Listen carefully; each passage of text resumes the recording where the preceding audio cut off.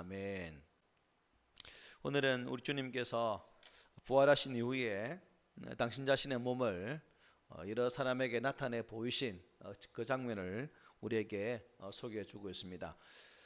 예수님은 죽임을 당하신 지 사흘 만에 살아나셨지만 곧바로 승천하지 아니하시고 약 40일 동안 이 땅에 머무르시면서 여러 사람들에게 당신의 몸을 보이시고 마지막 말씀을 제자들에게 친히 증거하셨습니다.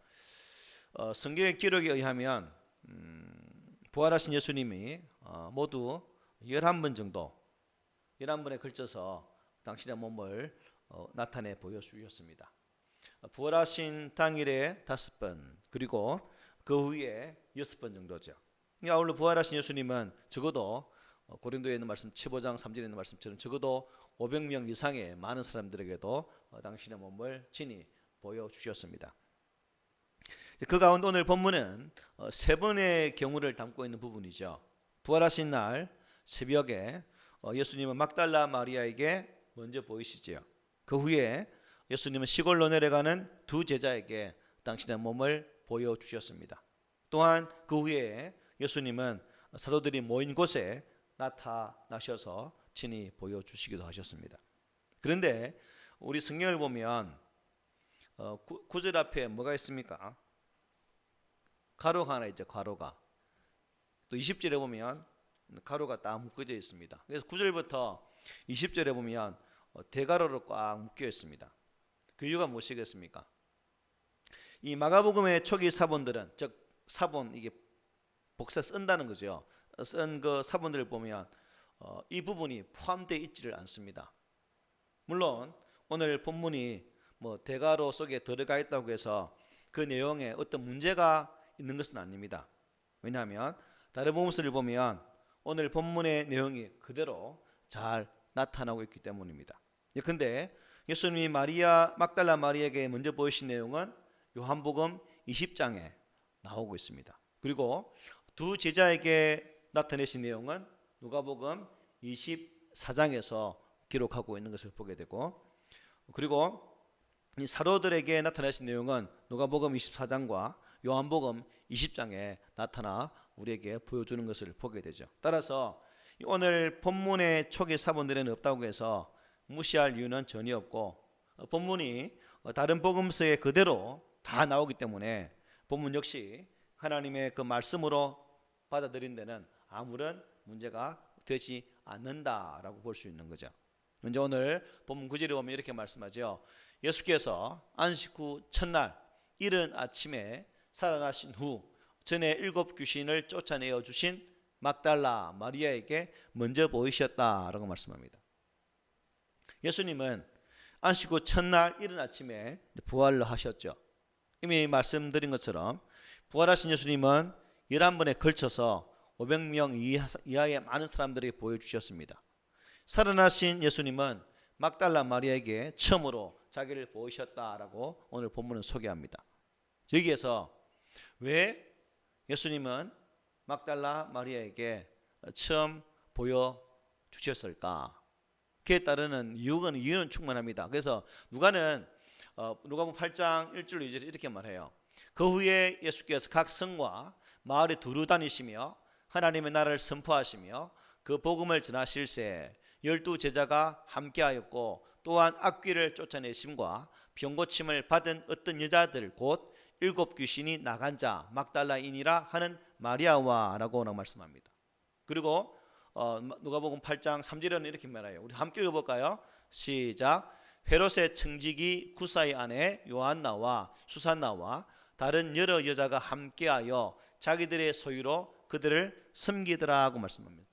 이렇듯 막달라 마리아는 예수님의 은혜가 감사해서 예수님이 가시는 곳마다 예수님을 따르며 섬겼던 여자였습니다. 그 후 이 막달라 마리아는 예수님과 함께 예루살렘으로 오게 되죠. 그 후에 예수님이 십자가에 못 박히실 때 그는 멀리서 또 바라보는 모습을 이미 우리가 보아왔습니다. 예수님이 또 장사되실 때도 그는 예수님을 둔 무덤도 보았고, 또 아리마대 요셉과 니고데모가 예수님을 장사지는 모습도 다 지켜 보았던 여자가 바로 막달라 마리아였습니다. 이렇듯 그는 예수님의 은혜를 잊지 않고 예수님을 끝까지 따랐던 여자였다는 것을 성경은 우리에게 자세하게 소개를 해주고 있습니다.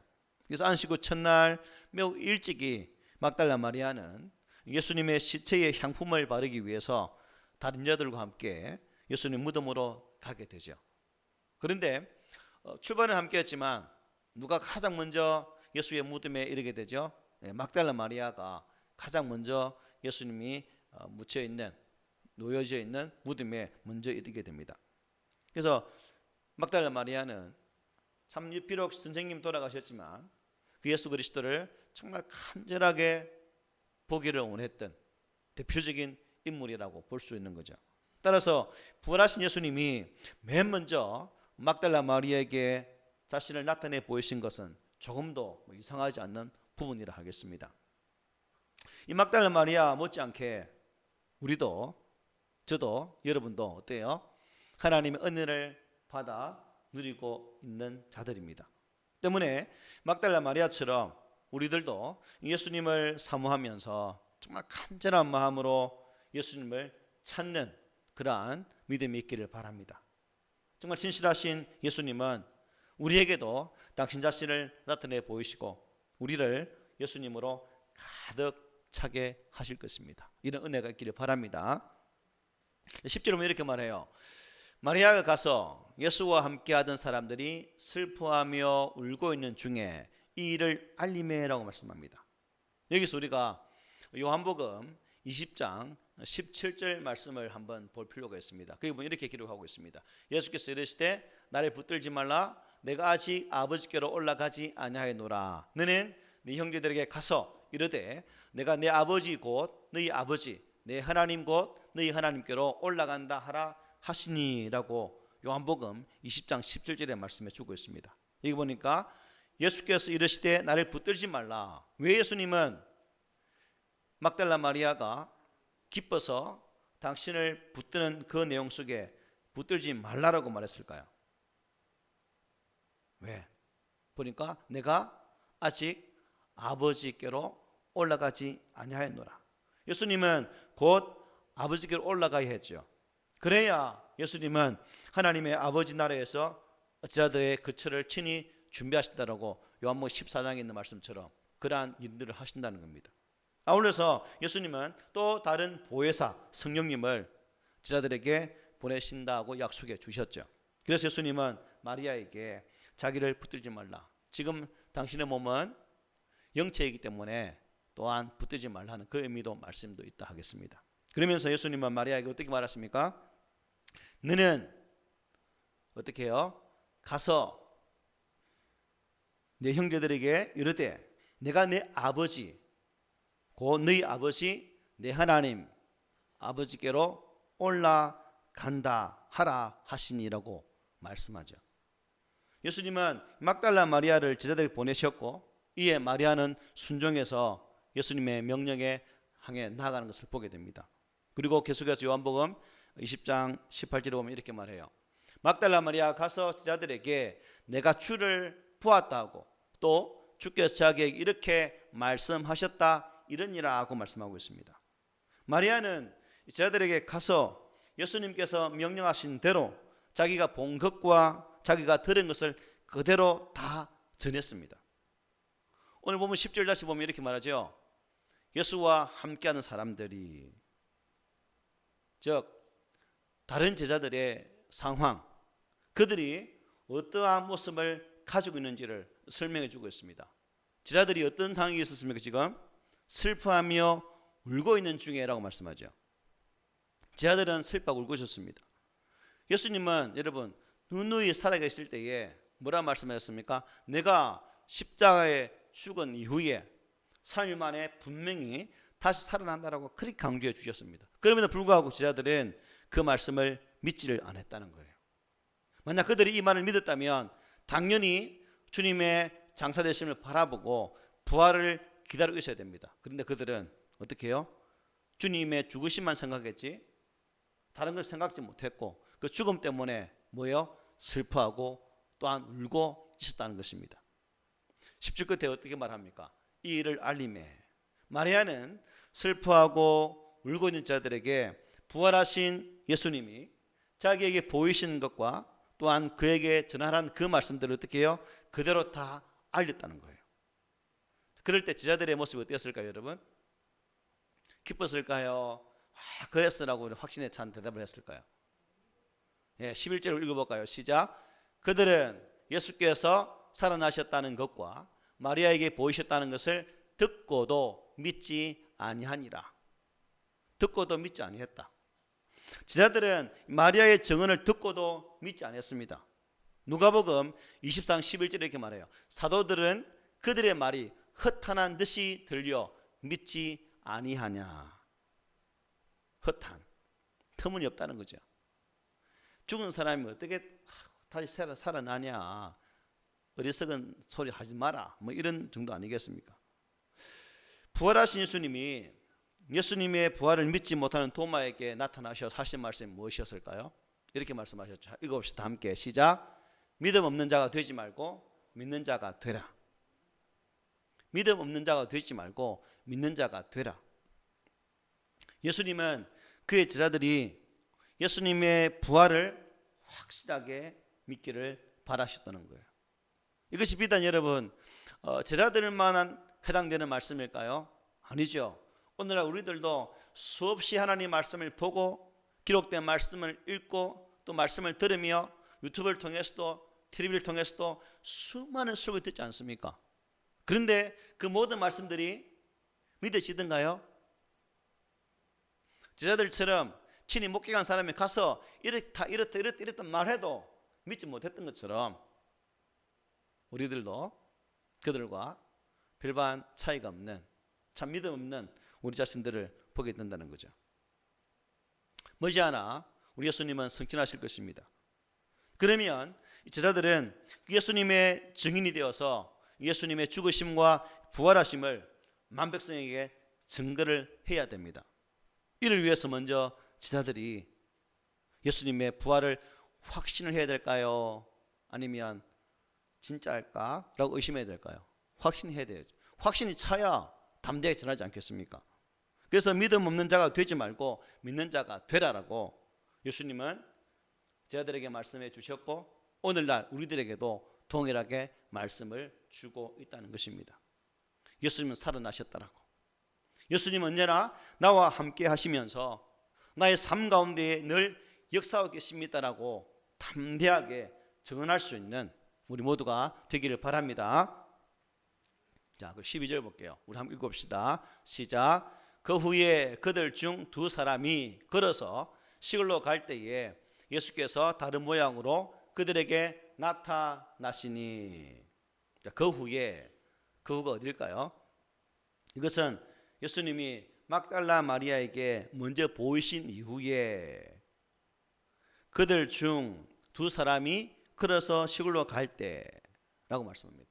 누가복음 24장 13절 말씀 이하를 쭉 보면 그들이 가던 시골길은 엠마오라고 하는 마을이었습니다. 그리고 그중 한 사람 이름은 글로바라고 누가는 자세하게 소개를 해주고 있죠.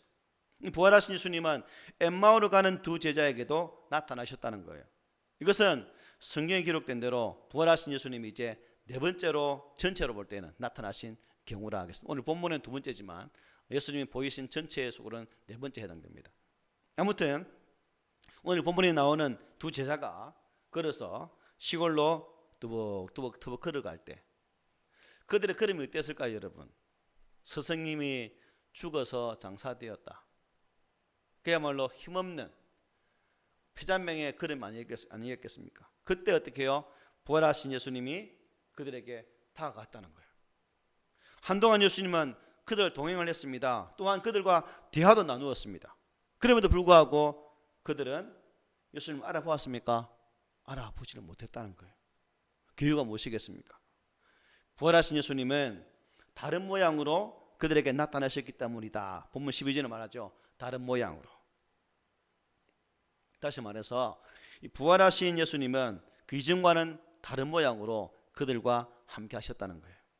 이제 예수님은 부활의 몸을 입으셨기 때문에 그리고 그 부활의 몸으로는 그들에게 보이지 아니하기 때문에 친히 나타내 보이실 때에 알아보게 된다는 겁니다. 처럼 여러분, 막달라 마리아가 처음 부활하신 예수님을 만났을 때 누구인 줄 알았습니까? 동산직인 줄 알았더라, 이렇게 말했거든요. 제대로 알지 못했다는 거예요. 확실하게 보여주니까 비로소 주님 부활하셨구나 아시지 않습니까? 이게 엠마오로 간 두 제자도 예수님과 함께하면서 처음에는 예수님이신 줄을 전혀 알지를 못했다는 거예요. 그 후 예수님은 마을에 이르러서 그들과 함께 음식을 드시게 됩니다.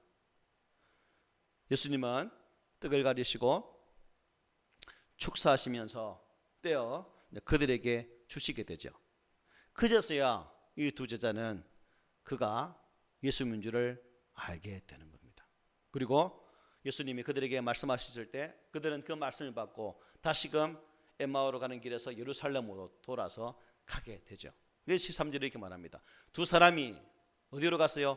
예루살렘에 가서 남은 제자들에게 알렸을 때 다 함께 시작. 역시 믿지 아니하니라. 역시 안 믿었다. 부활하신 예수님을 목격한 두 사람은 예루살렘으로 뛰어갔습니다. 그리고는 길에서 된 일과 예수님께서 떡을 떼시고 또한 자기들에게 알려주신 그 모든 것들을 다른 제자들에게 알리셨다. 누가복음 24장에 잘 나와 있습니다. 그러나 그들의 말을 듣고도 제자들은 역시 믿지를 아니했다는 것입니다. 이미 막달라 마리아가 그들에게 예수의 부활을 1차로 전했죠. 또한 예수님의 무덤에 찾았던 다른 여자들도 그들에게 예수님의 부활을 2차로 전했습니다. 이제 엠마오로 간 두 제자가 그들에게 3차로 또 전했습니다. 세 번에 걸쳐서 예수님 부활하셨다라고 말씀을 전했지만 역시 그들은 믿지 아니했다라고 성경은 다 우리에게 소개를 해주고 있습니다. 뒤에 제자들은 우리가 알 수 있는 것, 사도행전을 쭉 보면 알고 있는 것처럼 제자들이 밖에 나가 하나님의 말씀을 전할 때 많은 사람들이 믿었습니까? 오늘 이 시대에 우리 성도들이 길에 나가서 예수를 믿으십시오라고 전할 때 많은 사람들이 잘 믿던가요? 아니죠. 제자들이 예수의 부활을 믿지 못했던 것처럼 제자들의 말을 듣고 받는 사람들 또한 예수를 믿지 않는 그런 결과를 가져온다는 거예요. 왜냐? 자신들이 그렇게 보였잖아요.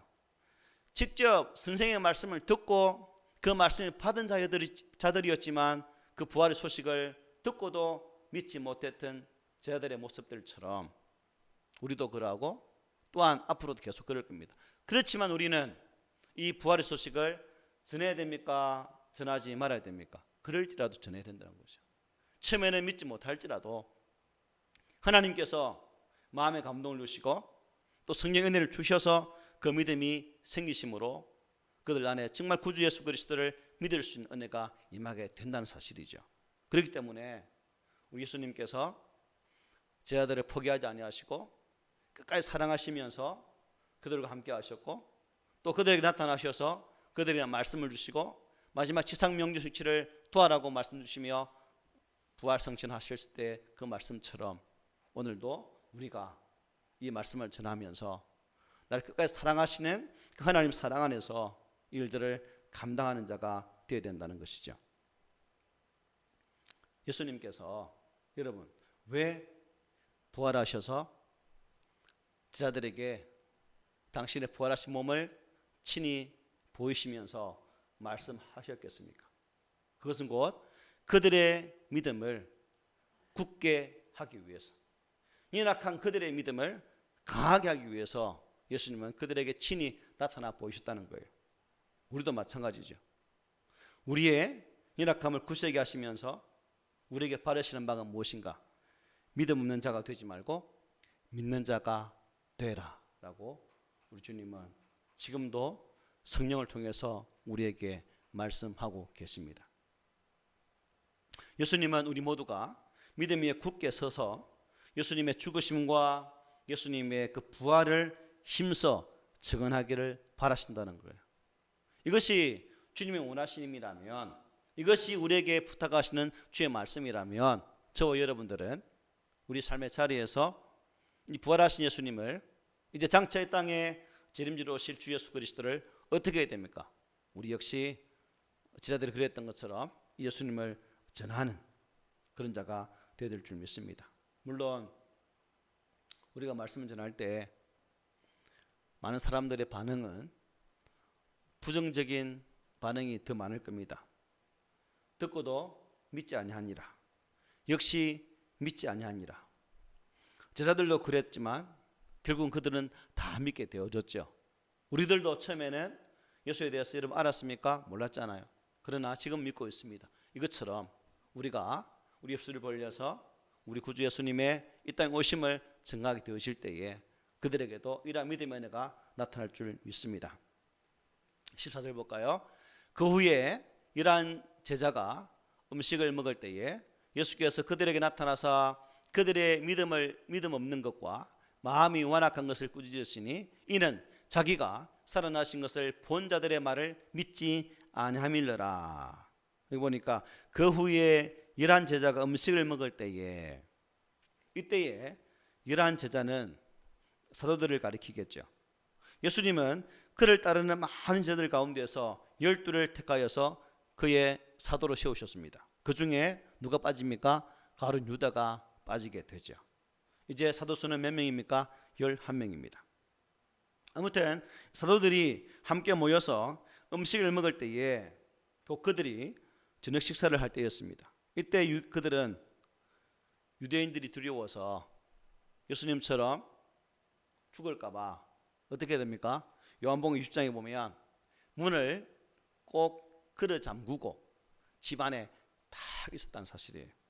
자기들도 유대인에 의해서 처형을 당할지도 모르는 그 두려움 때문에 문을 탁탁탁 걸어 잠그고 있었다는 사실입니다. 그때 예수님은 사도들에게 나타나셨습니다. 문이 잠긴 상태인데 그 누구도 열어주지를 않았지만 부활하신 예수님은 그들에게 나타나셨다는 거예요. 예수님이 그 가운데 나타났을 때 그들의 반응이 어땠을까요? 누가복음 24장 37절입니다. 그들이 놀라고 무서워하여 그 보는 것을 영으로 생각하는지라 라고 말씀합니다. 갑자기 없던 낯선 사람이 옆에 뚝 나타나니까 어떻게 해요? 놀라워서 무서워할 수밖에 없죠. 귀신도 아니고. 더군다나 문이 굳게 닫혀 있었습니다. 그 느닷없이 뿅 나타나니까 얼마나 놀랐겠습니까? 그러니까 이것은 육체를 가진 사람이 아니라 영이다 라고 생각했다는 거예요.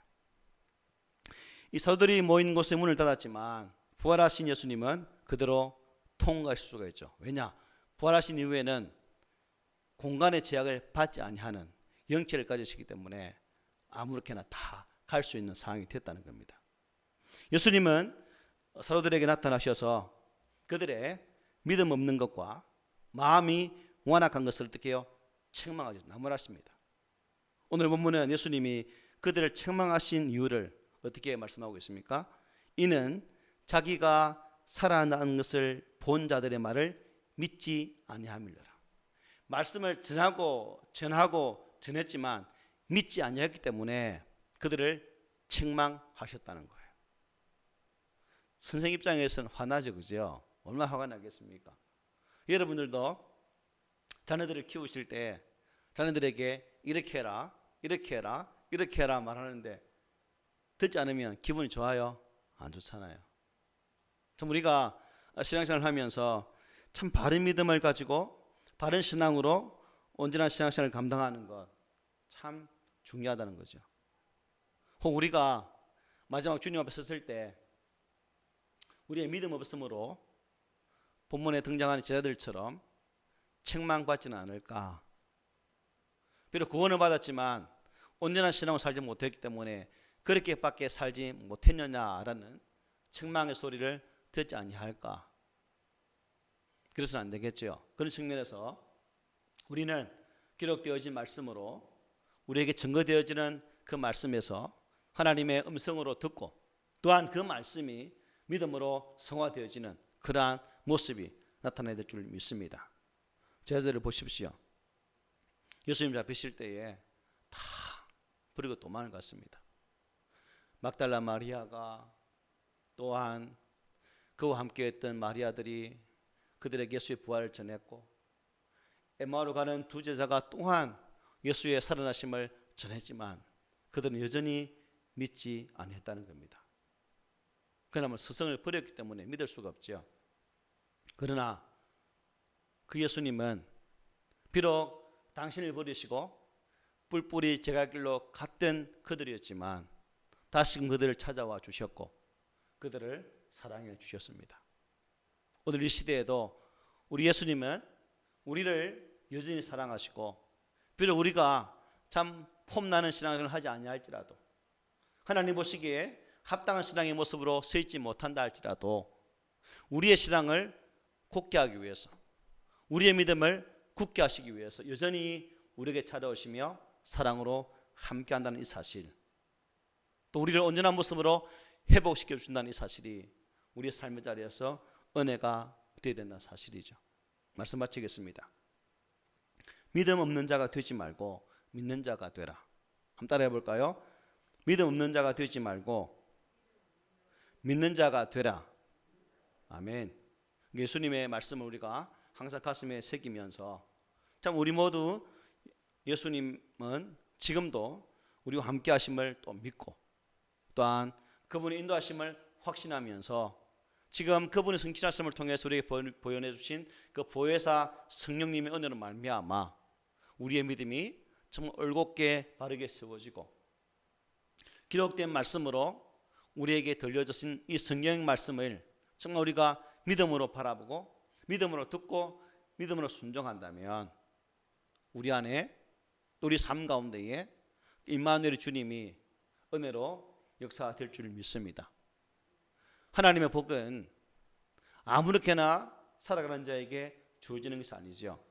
믿음으로 살려고 발버둥 치는 자, 하나님의 거룩한 말씀으로 바르게 세워지기 위해서 우리 성령의 이끄심 가운데 온전히 순종하는 모습으로 살고자 애쓰는 자에게 하나님은 당신의 예비하신 은혜를 우리에게 부어준다는 사실입니다. 우리가 이 부활의 주님을 바라보면서, 제자들은 단박에 믿지 않았지만 우리들은 기록된 말씀을 바라볼 때에 정말 바로 믿음으로 확신되고, 그 확신됨이 우리의 신앙의 아름다운 모습이 되어서 그의 삶의 자리에 복이 되고 은혜가 되기를 오늘 본문의 말씀으로 축복하면서 권면을 드립니다. 아멘.